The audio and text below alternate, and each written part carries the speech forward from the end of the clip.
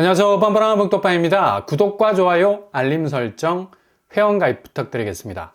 삼성전자가 지금 위기를 맞고 있습니다. 어찌 보면 한국 경제 전반을 끌고 가는 가장 강력한 기업 네임 파워를 가지고 있는 것이고, 여기가 일단 흔들리기 시작을 하면 가뜩이나 어려운 경기 침체 국면을 넘어가는 보릿고개가 더 그 골이 깊어질 가능성이 많다고 할 수가 있죠. 가뜩이나 최근에 엔비디아가 반도체 세계 1위에 등극하는 기염을 토해냈었습니다. 작년 4분기 매출이 221억 달러로 작년 동기 대비 265% 어마무시한 급증이죠. 엔비디아는 자체 반도체 공장이 없습니다. 반도체 설계에 특화가 돼 있어서 파운드리 역할을 하는 곳이 대만 TSMC인데 이게 주요했던 거죠. 특화된 AI 쪽 설계로 대량 생산 위탁으로 수익을 극대화한 건데 삼성으로서는 굉장히 뼈아픈 대목일 수밖에 없어요. 게다가 최근에 반도체 부분에서 인텔이라는 회사가 본격적인 파운드리, 그러니까 공장에서 반도체 찍어내는 공정이라고 쉽게 이해하면 되는데, 본격 삼성과 협력 관계에 있던 파트너십을 내던져 버리고 단독으로 파운드리 시장에 진출을 한다고 하는 황당한 폭탄 선언을 했습니다. 일단 인텔이라는 회사는 삼성과 메모리 반도체 납품 관계로 아주 끈끈한 관계를 이어왔는데, 이거 거의 뒤통수인데? 올해 인텔 파운드리 서비스 2024 행사에 삼성을 패싱해버리는 아주 매콤한 스탠스를 취해버렸어요. 삼성 임원들이 이 행사에 연례 행사격으로 늘 참석해오고 있어서 복장 갖추고 비행기 타고 가려 하는데, 손절, 너희들 오지마, 더 이상 우리 잔치에 참여할 이유 없어, 바로 거부권 행사, 실력 행사에 들어간 건데, 이게 지금 인텔이 이번 파운드리 사업에 본격 뛰어듦과 동시에, 그러니까 까마귀 날아가 버리니까 배가 뚝 떨어진 거야. 셔터를 삼성을 향해서 내려버린 거죠. 이유는 바로 AI, 인공지능 산업 자체의 범위가 마이크로소프트, 아마존, 구글 등등 엄청난 글로벌 기업들이 그 파일을 천문학적으로 넓혀가면서 대표적인 반도체 수요가 폭발할 조짐이 보인다는 거죠. 그러니까 이런 초거대 기업들이 반도체를 직접 설계하면 이걸 백업해주는 설비, 또 엄청난 속도의 공정으로 반도체를 찍어내줘야 하는 이 공장 같은 파운드리 업체가 필요한데, 이걸 인텔이 하겠다고 갑자기 나선 거죠. 당초 반도체 업계의 강자로 불리는 대만 TSMC도 거의 반도체, 삼성 반도체를 제친 상태인데, 이제 인텔마저도 뒤통수를 까고 나오는 마당이니 삼성으로서는 업황 자체에 상당한 먹구름이 들이오고 있는 거죠. 한마디로 다음 세대 반도체 먹거리는 AI 칩이라 볼 수 있는데, 이제 인텔과 파트너십을 통해서 협력하는 관계가 아니라 서로를 저격해야 하는 경쟁 관계로 돌아서게 됐다는 겁니다. 거의 이 시장이 200조 가까운 파이를 먹을 수 있기 때문에 미래 먹거리 산업 중에 가장 눈에 도드라지는 최고봉으로 각광을 받고 있습니다. 그동안 엔비디아, 퀄컴 등등 대형 반도체 수요를 가진 곳들이 1순위로 대만 TSMC, 그리고 2순위 삼성전자 순으로 일감을 몰아줬었습니다. 같이 밥을 잘 먹다가 난데없이 밥상을 인텔이 엎어버리고 튀어나가 삼성과 본격 경쟁 체제에 들어갔기 때문에 반도체 시장은 삼성전자에게 상당히 어려운 경쟁 구도로 돌아가고 있는 거죠. 가뜩이나 작년 상반기만 해도 반도체 수준은 지난해 동기 대비, 그러니까 2022년이죠. 38% 가까이 감소하는 추세를 보이고 432억 달러를 찍는 데 그쳤습니다. 그만큼 수요가 급감한 원인이 문제였는데, 일단 작년에는 반도체 가격이 급락을 하면서 동시에 수요까지 딸리기 시작하니까 방법이 없었던 거죠. 일단 초반에 말씀드린 것처럼 사업이 단순 반도체를 찍어내는 분위기에서 AI 체제로 재편이 되는 고도의 기술 집약적인 가동률이 받쳐주지 않으면 도저히 버텨낼 재간이 없기 때문에 이렇게 빠르게 인텔이 치고 나가는 건데, 이렇게 한국 경제의 근간을 이루는 반도체가 흔들거리는 모습을 보이게 되면 당연히 한국 경제 수출도 타격을 받을 수밖에 없는 거죠. 무엇보다도 한국은 저출산, 내수 침체라는 어려운 상황에 직면해 있습니다. 지난해 경제 성장률도 1.4%에 그쳤고, 이건 1960년대 이후로 최저치를 찍은 지표입니다.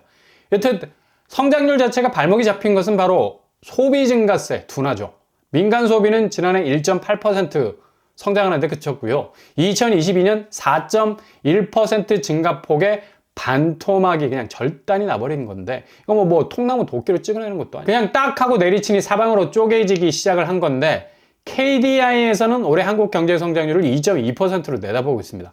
올해는 작년보다 2%대로 올라설 거라고 보고 있는데 이렇게 주력 반도체 수출에 빨간불이 들어오기 시작했다는 얘기죠.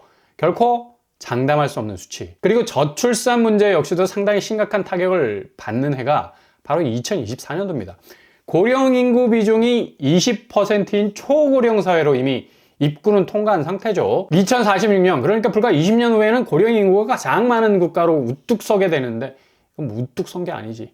그냥 연륜이 많은 나라로 변모를 하게 된다는 건데 이게 결국은 국가 생산력과 결부가 되기 때문에 문제라는 겁니다. 이미 저성장이라는 저공비행을 하고 있는 상태에서 인구까지 뒷받침되지 못한다면 성장률은 1%대에서 0%대까지 떨어질 수 있다는 아주 우울한 전망을 내놓고 있어요. 이게 지금 인구의 구조적인 렉이 딱 걸려버린 그런 상황이기 때문에 앞으로 경제 성장률의 엔진은 그냥 시베리아처럼 식어갈 가능성 많고요. 계속해서 삼성 같은 초일류 기업에도 기술 집약적인 기업들이 도전을 해오니까 한국을 끌고 가는 견인차 역할을 해오고 있는 기업도 수익에서 자꾸 구멍이 나기 시작을 해. 전체적으로 경제 구조 자체가 썩 그렇게 나이스하게 돌아가지 못하게 되는 암울한 상황이 오게 된다는 거죠. 그러니 어떻게 부동산이 날개를 달 수 있겠습니까? 당장 뭐 삼성전자와 연관이 된, 그러니까 삼성맨들이 엄청난 활약을 펼쳤다는 평가를 받고 있는 이번에 분양을 마무리 지은 영통자의 센트럴파크 368가구 모집에 수원 쪽은 뭐 거의 요새 분양이 나가리 분위기인데 여기 그냥 집중 포화를 쏟아냈습니다. 4,442개 통장을 던졌습니다. 놀랄 노짜죠. 아니 이런 결과치를 두고 고개를 갸우뚱할 수밖에 없는 게 어떻게 수원에서 지금 분양이 거의 곡소리가 나는 상황인데 이런 반짝 반등이 일어날 수 있지? 가만히 보니 영통 쪽이 삼성맨들이 많아요. 근데 분양가가 10억이 넘는 가격임에도 불구하고 4,000명 이상이 지원을 했다는 건 당연히 삼성파워가 작용을 했다는 건데 그러니 12대 1이 넘어가는 경쟁률을 찍어버렸다는 얘기죠. 무더기 미분양이 수원에서는 거의 일상이 되어버린 지 오래인데 확실히 삼성이 분양을 도와주는 격이 됐고요. 영통지구가 다른 수원 지역보다 연봉이 뭐 세게 나가다 보니까 이런 정말 예기치 못한 결과가 터져나온 것 같습니다. 그러나 수원 아파트 시세는 지금 굉장히 롤러코스터를 끝장나게 타고 있는 상황이죠. 특히 분양시장은 최근에 분양했던 매규역 팰리시드는 미분양이 속출을 했고 매매시장은 특히 영통구를 들여다보면 최근 한 달 거래가 거의 뭐 손학비가 쭉쭉 내리고 있어요. 30%에 육박하는 하락세, 광교 쪽이 낙폭세가 점점 두툼해지고 있고요. 5억 이상 하락하는 것도 있고 3억 이상 대체로 하락을 하고 있습니다. 영통 쪽이 이렇게 그리 썩 좋은 시세 질주를 이어가지 못하는 상황에서 최근 영통자의 센트럴이 4,000명이 모이는 청약통장의 불이 난 분위기와는 아주 대조적인 모습을 보여주었다는 거죠. 그러나 실제로 이런 엇갈린 행보는 역시 매매시장이 박살이 나는 시세 하락세 위에 분양시장이 간당간당 깃발만 꽂는 건데 어떻게 신축이 주변 구축에 나가 떨어지는 모습에 버틸 수 있겠습니까?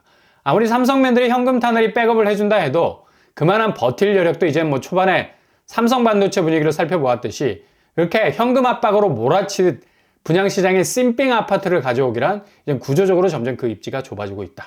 그래서 자칫 꼭지를 잡고 흔드는 격이 될 수도 있다는 얘기입니다. 수원 매매시장 쪽이 특히 잘 나간다는 영통 쪽이 그닥 신박한 모습을 보여주지 못하고 있다는 점이 가장 큰 변수가 될 수 있는 가능성이 높다는 얘기죠.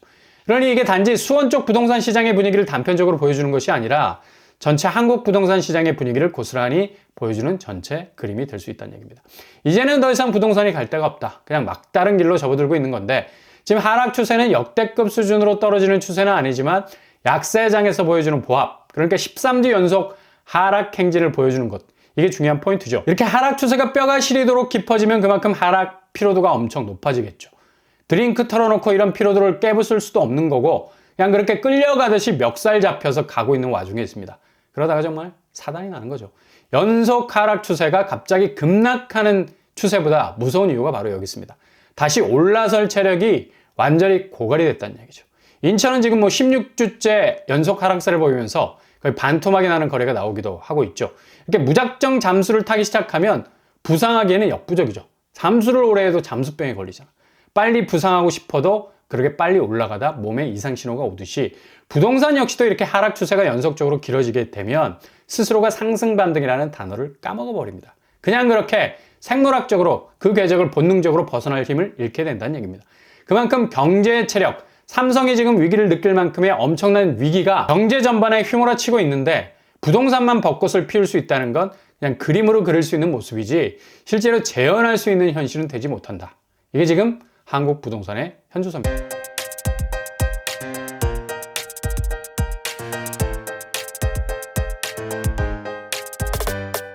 오늘의 부동산 캐릭터, 삼성이 흔들거릴 정도면 지금 경제 지표가 상당 부분 어려운 국면, 저공비행이라는 저성장을 할 수밖에 없는 거고, 이런 경기적인 백업을 받지 못하는 부동산은 결국 지금의 하락세에서 좀처럼 벗어나지 못하는 모습 가지게 될 겁니다. 오늘도 응원합니다. 여러분의 길이 꽃길만 되실 수 있길 바랍니다.